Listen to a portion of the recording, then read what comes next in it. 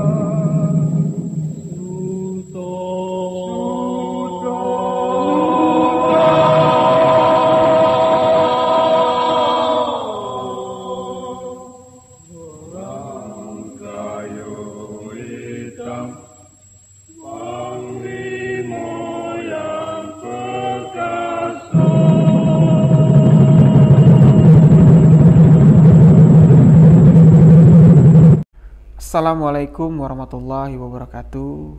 Halo sahabat sebuah kisah misteri. Kembali lagi bersama saya Rio Wijaya. Di kesempatan kali ini saya akan menceritakan sebuah kisah yang dikirimkan dari Siska yang berada di Jawa Timur.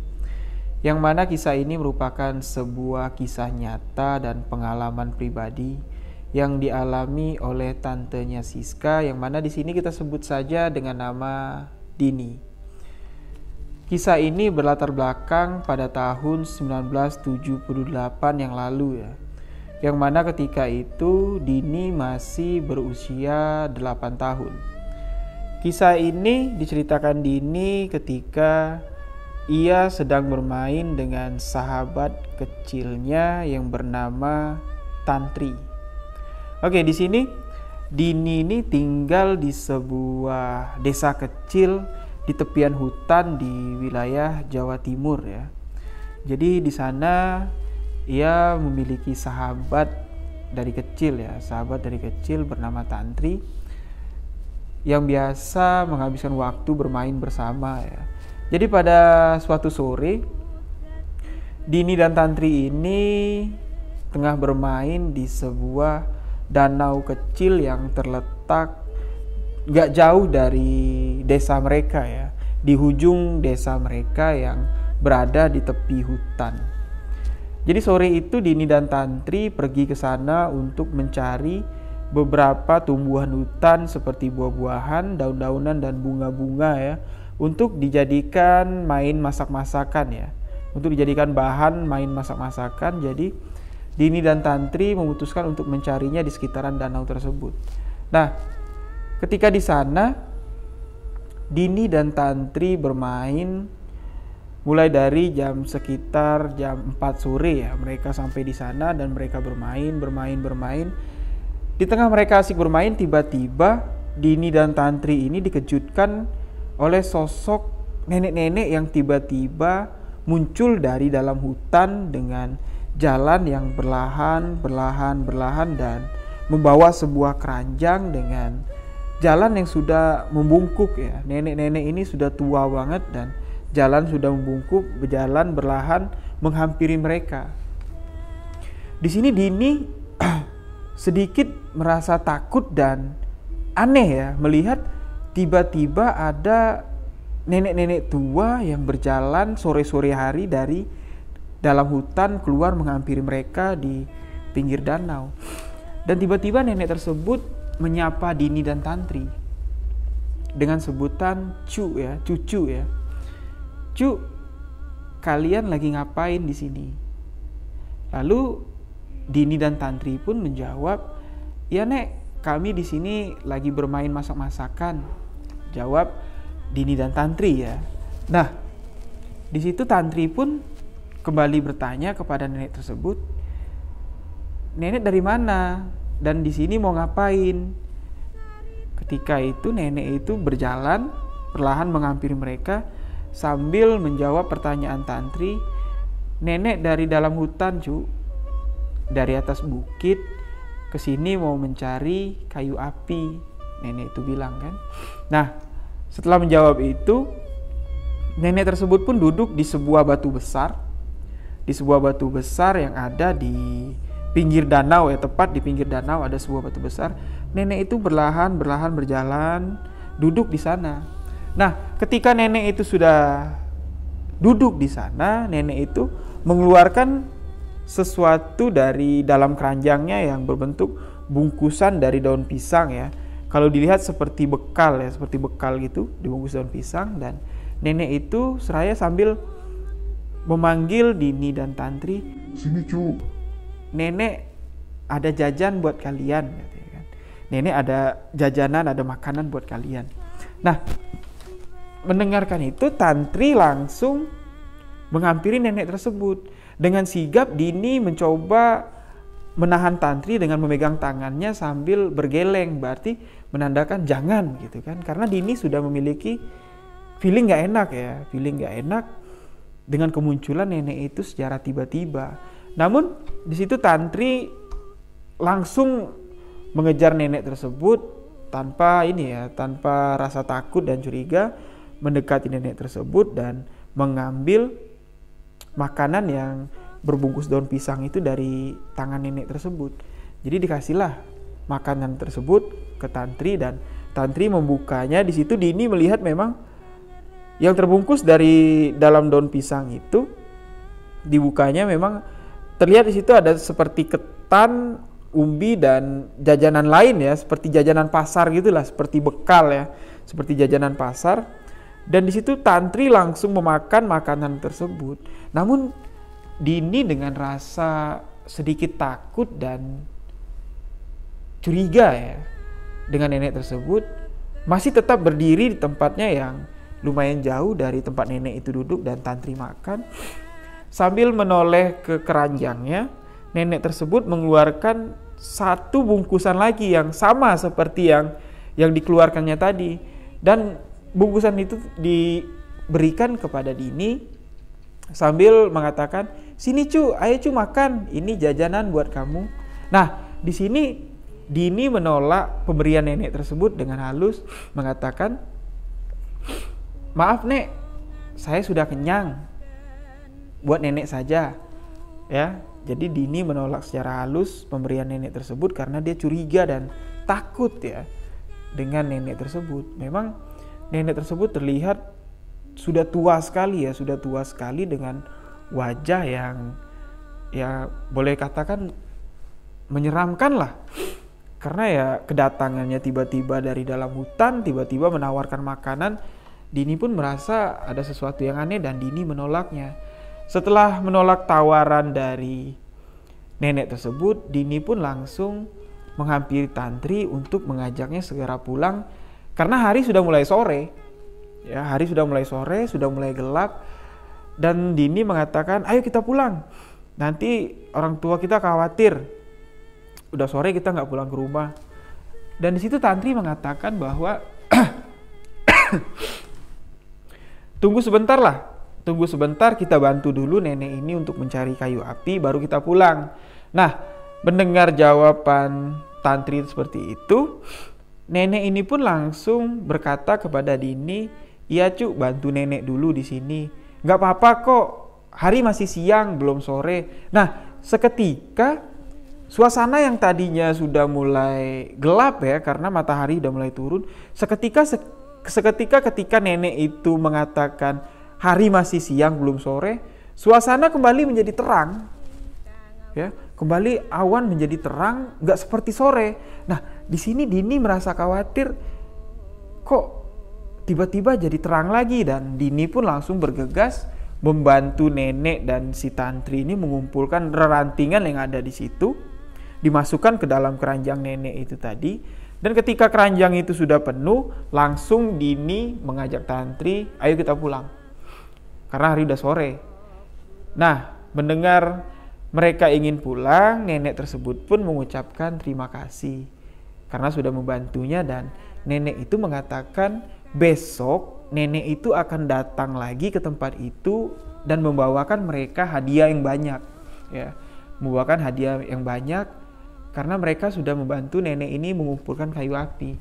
Dan mendengarkan itu, Tantri langsung semangat dan mengiyakan kalau besok dia akan datang lagi ke sana untuk menemui nenek tersebut yang akan memberinya hadiah. Oke, setelah itu Tantri dan Dini pun bergegas keluar dari hutan, pulang, dan ketika orang tua Dini dan orang tua Tantri pulang ke rumah, ya memang orang tua Dini dan orang tua Tantri ini merupakan seorang petani, ya. Dan mayoritas warga di kampung itu pun rata-rata petani semua. Jadi mereka menghabiskan waktu dari pagi sampai sore hari di perkebunan mereka, ya, di ladang mereka. Jadi sore hari mereka baru pulang, sekitar jam 5 mereka baru pulang. Nah, di sini orang tua Dini khawatir melihat jam 5 sore ketika dia pulang, Dini belum ada di rumah. Gak seperti biasa. Biasanya Dini ketika orang tuanya pulang dari kebun, pulang dari ladang, Dini ini sudah ada di rumah. Dan hari itu, sore itu Dini belum pulang ke rumah. Dan hari pun di situ sudah mulai gelap, ya. Hari sudah mulai gelap dan orang tua Dini pun khawatir kemana anaknya. Takut terjadi sesuatu hal yang gak diinginkan, ya. Yang mana, ya, di desa tersebut pada tahun itu, pada masa itu memang listrik memang belum masuk ke sana, ya. Karena memang lokasi mereka memang sangat terpencil di tepi hutan, jadi memang listrik belum masuk ke sana. Jadi rumah-rumah warga di sana hanya mengandalkan lampu lentera dan lampu obor, ya, sebagai penerangan. Dan kekhawatiran ibunya Dini pun semakin memuncak ketika melihat hari semakin gelap. Dan memang ketika sore menjelang malam, ya, menjelang maghrib saat itu, jalan-jalan di desa itu memang gelap sekali, gelap, sunyi, dan hanya ada beberapa sudut jalan yang diterangi warga dengan obor, ya.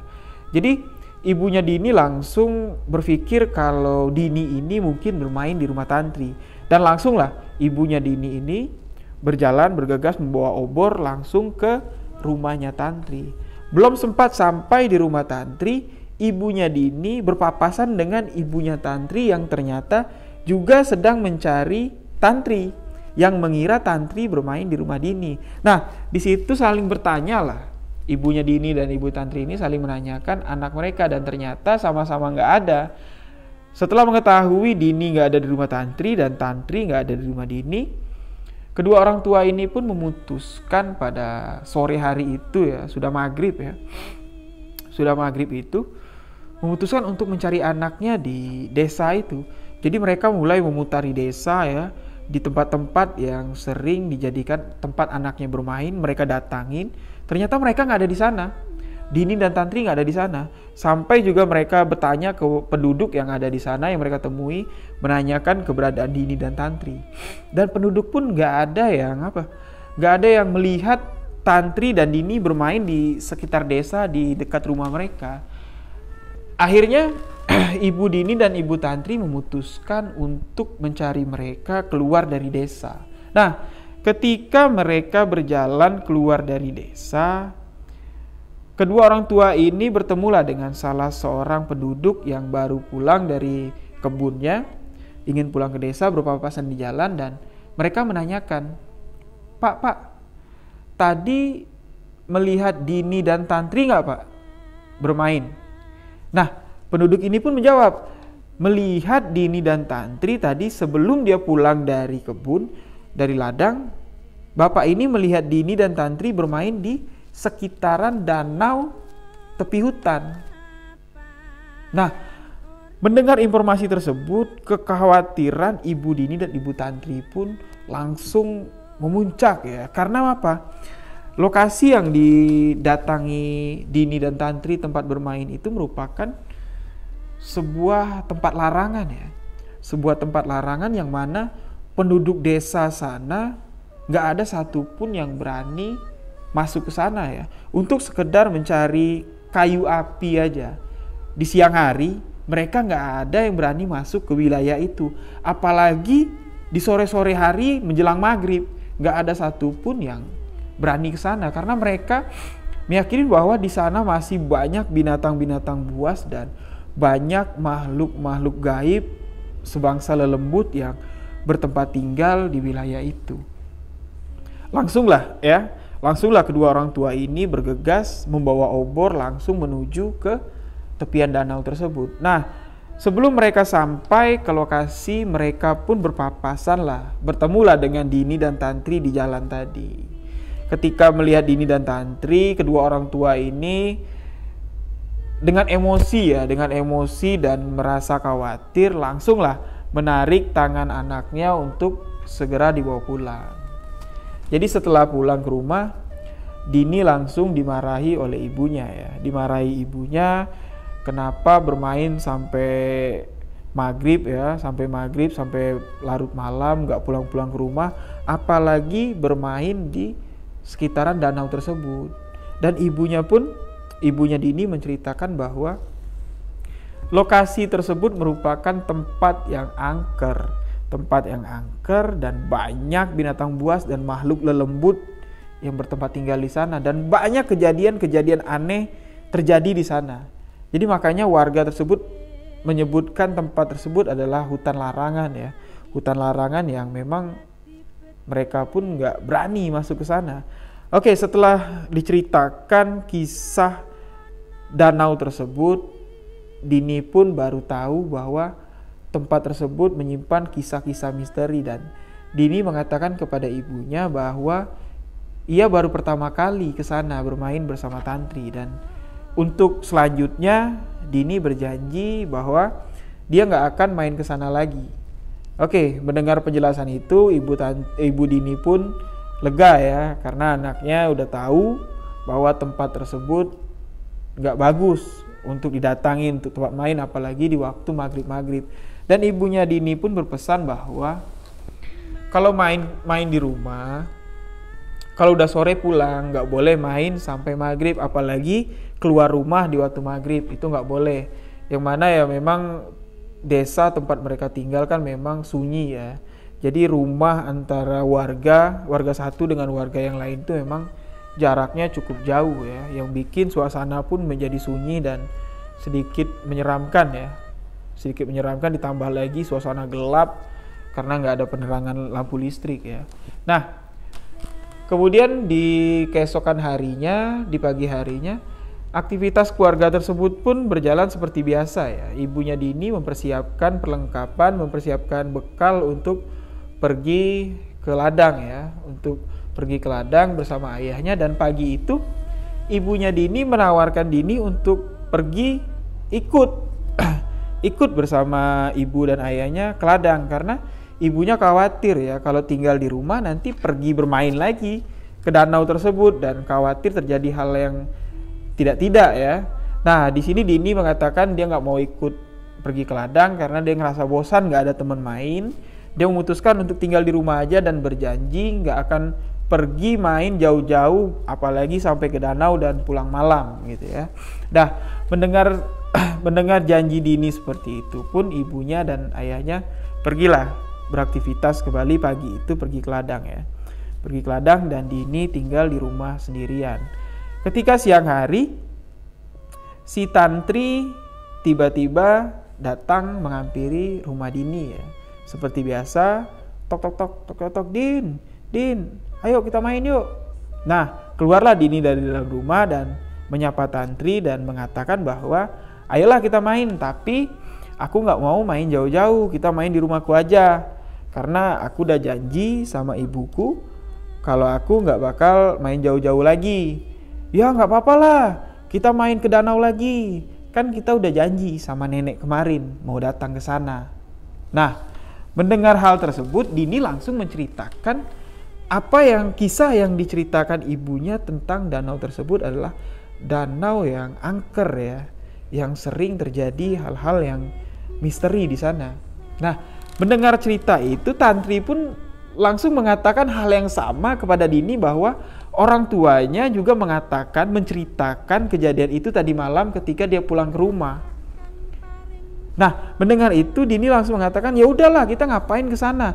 Kita juga nggak tahu nenek-nenek itu siapa. Kita main di sini aja lah, kata si Dini ya. Namun Tantri dengan dengan sedikit memaksa dan meyakinkan Dini bahwa udahlah, nggak bakal apa-apa, nenek itu kan baik. Kemarin aja kita dikasih makanan katanya. Kita udah janji juga kok, kasihan sama nenek-nenek itu, pasti dia udah nunggu. Pasti dia udah nyiapin hadiah yang banyak untuk kita. Nah, jadi si Dini ini sedikit terpengaruh lah ya dengan ajakan Tantri, dan akhirnya mereka siang itu berjalan menuju danau yang berada di hutan larangan tersebut. Yang mana sudah diperingatkan oleh kedua orang tuanya ya, bahwa jangan lagi bermain ke sana, takut terjadi hal yang enggak ya. Nah, akhirnya mereka siang itu berjalan sampailah di sana. Sampai di sana, mereka bermain seperti biasa dan duduk di batu besar itu sambil menunggu nenek-nenek itu datang. Jadi menjelang sore, nenek-nenek itu tiba-tiba muncul dengan misterius dari dalam hutan, langsung menghampiri mereka. Jadi gini ya, berjalan dari dalam hutan, tiba-tiba muncul, berjalan pelan. Tiba-tiba sudah ada di dekat mereka dengan panggilan khas, cu. Nah, mendengar panggilan itu, Dini dan Tantri pun langsung mencari sumber suara tersebut dan mendapati sosok nenek tersebut sudah ada di depan mereka.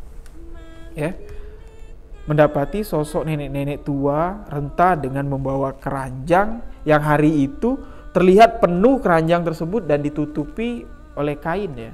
Ditutupi kain, terlihat penuh, dan ditaruhlah keranjang itu di atas batu besar di samping Dini dan Tantri duduk.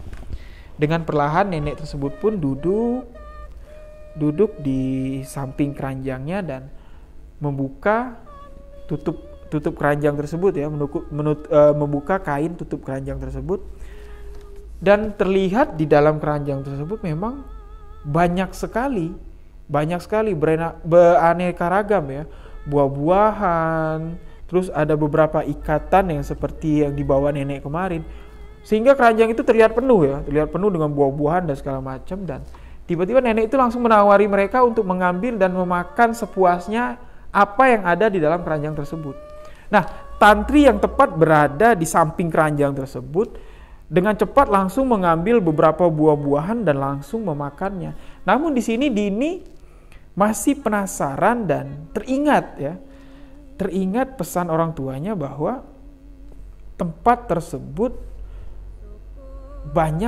terdapat banyak lelembut yang bertempat tinggal di sana, dan di situ melihat wajah nenek tua itu, Dini baru merasa kengerian yang membuat merinding.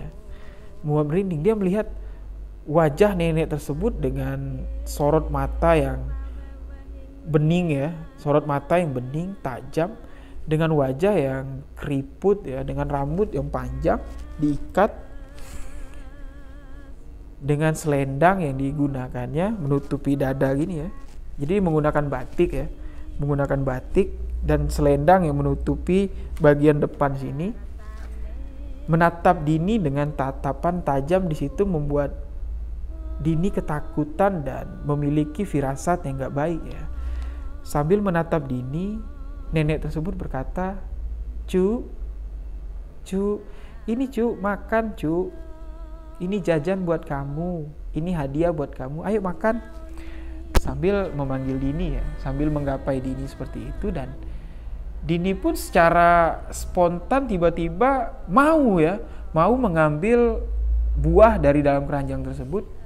Dini mengambil sebuah pisang.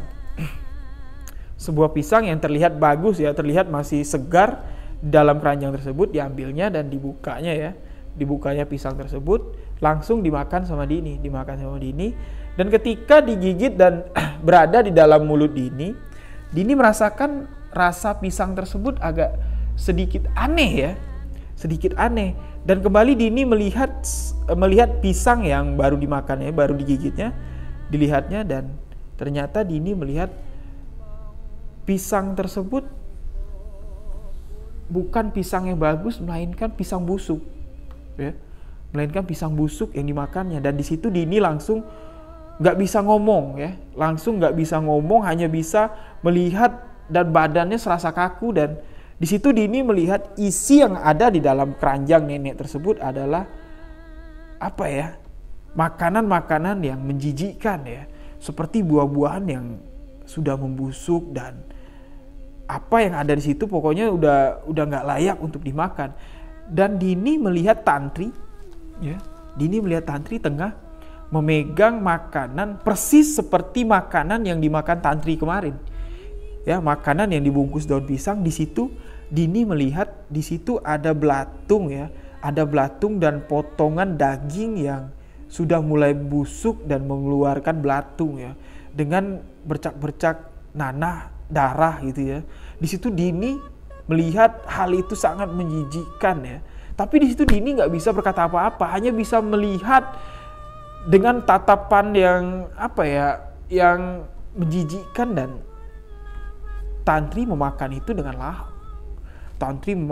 lahap. Seolah-olah itu makanan yang sangat nikmat. Dan di situ Dini berpaling melihat sosok nenek tersebut yang seketika, ya, dari penglihatan Dini waktu itu, nenek itu berubah menjadi sosok yang besar. Dengan rambut yang mengerikan, panjang mengerikan, putih, dengan wajah, ya, kuping yang panjang, mata yang sorot matanya yang tajam besar, dan dengan taring yang menjulang ke atas. Di situ Dini melihat nenek itu seperti berdiri di atas batu itu dengan payudara yang mengelendot sampai ke bawah, dan itu membuat Dini merasa sangat ketakutan, ya. Sangat ketakutan melihat sosok itu seolah-olah berdiri di belakang Tantri yang sedang makan, ya. Berdiri begini, ya, dengan rambut yang panjang, muka yang menyeramkan, dan tangan yang sedikit hancur berbulu, dengan kuku yang panjang hitam, sambil melangkah dan mengelus punggung Tantri yang sedang makan, sambil berkata, "Cu, makan yang banyak, Cu. Ini untuk kamu, ya. Ini hadiah untuk kamu. Kamu tinggal di sini saja sama nenek. Nenek banyak makanan, nenek banyak mainan. Nanti kamu ikut pulang ke rumah nenek." Di situ Dini melihat Tantri yang seolah-olah terhipnotis dan terbuai dengan apa yang dikatakan nenek tersebut, mengangguk-angguk dengan makan yang sangat lahap. Seolah-olah Dini melihat sosok itu seperti Wewe Gombel, ya, Wewe Gombel yang akan membawa mereka pergi ke alamnya. Nah, ketika Dini sadar kalau sosok itu adalah sosok Wewe Gombel, seketika tubuh Dini dapat digerakkan, namun masih belum dapat berkata apa-apa. Dan cuman bisa bergerak. Di situ Dini mulai perlahan mundur, dan akhirnya dapat meninggalkan lokasi tersebut, ya. Dengan Tantri yang masih dielus-elus oleh nenek tersebut dengan rayuan-rayuan, dengan tangan kuku yang mengerikan, ya, mengelus-elus bagian kepala Tantri, punggung Tantri. "Le, sini nak ya, sini cu ya, tinggal sama nenek aja di sini. Nenek kasih makanan yang enak-enak, nanti kamu nenek kasih mainan yang banyak." Dini pun langsung berlahan meninggalkan tempat itu, dan akhirnya Dini dapat keluar dari hutan larangan tersebut. Ya, ketika Dini keluar dari situ, Dini masih belum bisa berkata apa-apa. Dia hanya bisa mengeluarkan air mata dengan tatapan mata yang kosong. Dan ketika itu hari sudah mulai malam, ya. Dan orang tua dari Dini dan Tantri sudah mulai mencari mereka sampai hampir ke seluruh desa. Sampai hampir ke seluruh desa mereka mencari dengan beberapa warga, dengan ayah dan ibu tantri membawa beberapa warga desa, dan begitu juga ayah dan ibu Dini membawa beberapa orang warga desa. Mereka berpencar sambil membawa obor mencari keberadaan anak mereka. Dan akhirnya di tengah pencarian tersebut Dini pun ditemukan berjalan, seolah-olah berjalan dengan tatapan kosong, dengan sambil menangis ya, tapi nggak ada suara, cuman mulut terbuka gitu aja, terbuka tapi nggak ada suara. Di situ ditemukan oleh ibunya tantri, ayah tantri dan beberapa orang warga langsung teriak kaget melihat sosok Dini yang sudah seperti mayat hidup ya, berjalan, ditegur-tegur seperti nggak dengar apa-apa. Nggak dengar apa-apa, ditegur-tegur, akhirnya dipeluk, digendong, dibawalah pulang ke rumahnya Dini. Dan sampai di rumahnya Dini, kedua orang tua Dini melihat keadaan Dini seperti itu sangat histeris, menangis, dan warga meyakini bahwa Dini mengalami kesambet ya, kalau bahasa ininya ya, kesambet atau keteguran setan ya.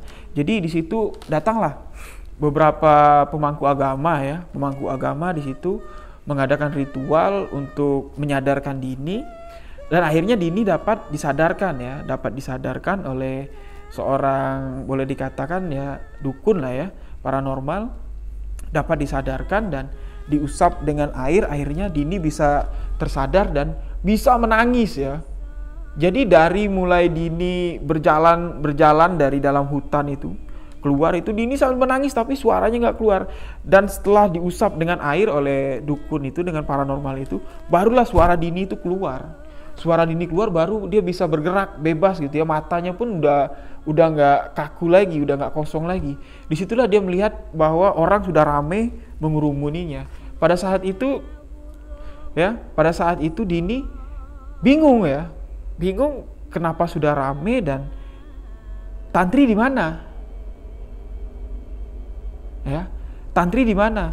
Dia cuma ingat ketika setelah dia melihat sosok Wewe Gombel itu yang mengelus-ngelus tantri. Nah, mulai dari situ dia udah nggak sadar lagi, pikirannya kosong dan dia berjalan nggak tentu arah ya. Akhirnya sampai ditemukan oleh warga. Nah, disitulah dia menangis sejadi-jadinya. Akhirnya ditanyakan oleh ibunya Dini, apa yang terjadi nak? Nah, disitulah Dini mulai menceritakan kejadiannya dari awal, bahwa siang itu tantri mengajaknya lagi untuk pergi ke hutan larangan, ke tepi danau, untuk menemui sosok nenek-nenek yang misterius ya, Nah, disitulah Dini menceritakan bahwa dia melihat sosok wanita yang tubuhnya besar, yang menyeramkan, dengan payudara yang menggelendot sampai ke bawah ya. Nah, di situ mendengar cerita itu, warga meyakinkan bahwa Dini dan tantri diculik oleh Wewe Gombel. Tapi beruntungnya Dini dapat melarikan diri karena Wewe Gombel ini sudah dapat menguasai tantri seutuhnya. Nah, jadi setelah menguasai tantri seutuhnya, Dini ini dapat pergi dari tempat itu. Nah, setelah mendengar itu, warga pun kumpul semuanya, menyiapkan obor dan menyiapkan perlengkapan dapur ya, seperti dandang, panci, pokoknya disiapkan semua. Dan menurut kepercayaan warga ya, kalau ada sosok Wewe Gombel yang menculik anak kecil, dengan dipukul-pukulnya perlengkapan dapur ya, seperti panci, wajan, dipukul-pukul gitu, Wewe Gombel tersebut merasa bising ya, merasa terganggu dan mengembalikan anak tersebut. Dan itu pun dilakukan oleh warga ya. Warga berkumpul semua dengan perlengkapannya, membawa obor. Mereka menuju tempat yang diceritakan oleh Dini ya. Namun Dini nggak ikut karena dia masih shock dan takut ke sana. Dini nggak ikut. Jadi mereka pergi ke sana, dipukul kentang-kentong sambil memanggil dan beberapa paranormal ya, dukun yang ada di kampung itu, termasuk dukun yang menyadarkan Dini tadi, mencoba melakukan ritual lah di sana untuk mendeteksi keadaan Wewe Gombel itu dan meyakinkan bahwa Tantri masih hidup dan selamat ya. Jadi sambil dukun itu melakukan ritual di atas batu besar itu dengan sesajen yang lengkap ya, warga berpisah mencar masuk ke dalam hutan larangan dengan beberapa kelompok ya, sambil memukul panci, wajan ya, kentongan, sehingga suara sangat bising ya. Namun hari itu, malam itu, Tantri tidak ditemukan ya. Tantri tidak ditemukan hingga Tantri ditemukan hingga malam pertama, malam kedua, malam ketiga, hingga malam keempat ya. Hingga malam keempat, orang tua Tantri dan warga pun sudah mulai pasrah ya. Karena 4 hari berturut-turut dicari, dilakukan ritual, namun Tantri tidak ditemukan. Di situ Dini menangis ya. Menangis setiap hari karena dia masih teringat-ingat jelas sosok Wewe Gombel yang menakutkan, dan dia prihatin dengan keadaan sahabatnya si Tantri ya. Jadi sampai di hari keempat keluarga Tantri pun sudah mulai pasrah, dan malam itu merupakan malam pencarian terakhir ya. Malam pencarian terakhir yang dilakukan warga. Dan di sini seorang paranormal ya, seorang dukun itu mengajak seorang dukun ya, gurunya dari kampung sebelah untuk turut melakukan pencarian ya. Jadi pada malam itu warga disarankan untuk menyiapkan batang padi yang sudah mulai mengering, disiapkan, diikat seukuran segini, dan nantinya akan dibakar, dijadikan obor. Jadi setiap warga menyiapkan 5-6 ikat ya untuk persiapan nanti dibakar di sana.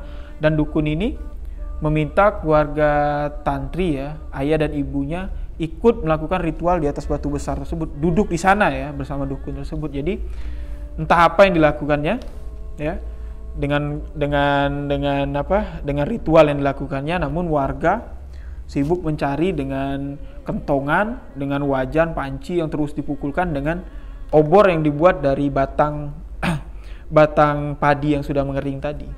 Jadi suasana malam itu, hutan larangan yang di tepi danau tersebut menjadi terang menerang, dan disitulah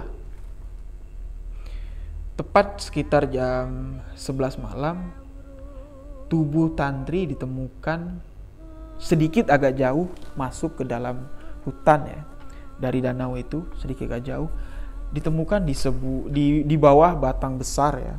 Batang besar, warga menemukan tubuh Tantri sudah lemas dengan badan yang penuh lendir ya.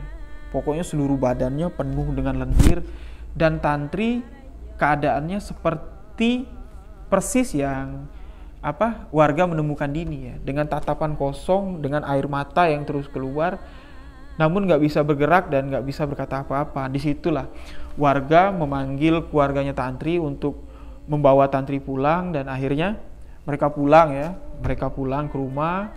Jam 11 itu Tantri ini tadi dimandikan, dibersihkan, dan oleh dukun yang melakukan ritual tadi, di rumahnya dilakukan ritual lagi untuk memanggil sosok Wewe Gombel yang menculik si Tantri tadi. Nah, pada saat itu Dini ada di sana. Menyaksikan bahwa menurut warga roh dari Tantri ini sudah ditahan oleh sosok Wewe Gombel. Jadi yang ditemukan warga ini adalah jasadnya saja dengan yang kosong ya, raga dengan jiwa yang kosong. Jiwanya sudah ditahan oleh si Wewe Gombel tadi. Jadi ketika ditemukan ya, cukup mengenaskan ya. Tantri yang badannya kurus dan penuh dengan lendir ya, sampai ke rambutnya penuh dengan lendir, terbaring terkulai lemas di bawah pohon besar itu ya. Ternyata roh dari Tantri ini sudah diculik oleh Wewe Gombel. Jadi malam itu di rumah Tantri dilakukan ritual pemanggilan Wewe Gombel itu untuk mengembalikan roh dari si Tantri tadi. Jadi Dini melihat Tantri dibaringkan di sebuah tempat tidur, Dibaringkan, setelah dibersihkan, dibaringkan di tempat tidur, masih dengan tatapan yang kosong dan air mata yang terus mengalir seolah-olah menangis ya. Namun nggak ada suara, nggak bisa bersuara sama sekali. Di situ dibaringkan dan dilakukanlah ritual, dibakar dupa dan segala macamnya, dikasih sesajen, dan di situ mulai warga berkumpul. Dan pesan si dukun tadi, ketika mendengar suara-suara yang aneh atau hal-hal yang mengerikan, cepat langsung memukul kentongan yang terbuat dari wajan dan perabot dapur ya, agar si wewe gombel ini cepat mengembalikan roh dari si tantri dan merasa ketakutan dan pergi dari kampung tersebut. Dilakukan ritual. Pada malam itu sudah hampir jam 12 lewat, hampir jam 1. Tiba-tiba atap dari rumah tantri ini seperti kejatuhan sebuah benda besar ya. Jadi rumah tantri ini masih rumah kayu dan atapnya terbuat dari genteng ya. Tiba-tiba terdengar wah! Dan warga pun terdiam dan si dukun ini mulai memperhatikan asal suara tersebut. Ternyata suara tersebut dari atas ya. Dari atas, dan tiba-tiba genteng yang ada di atas tersebut, ada beberapa genteng ya yang di atas tubuh tantri yang terbaring ini jatuh ke bawah, dan disitulah terlihat seperti ada sosok yang mengintip ya, seperti ini ya, dengan wajah yang menyeramkan, dan itu merupakan sosok wewe gombel yang sudah menahan roh tantri tersebut.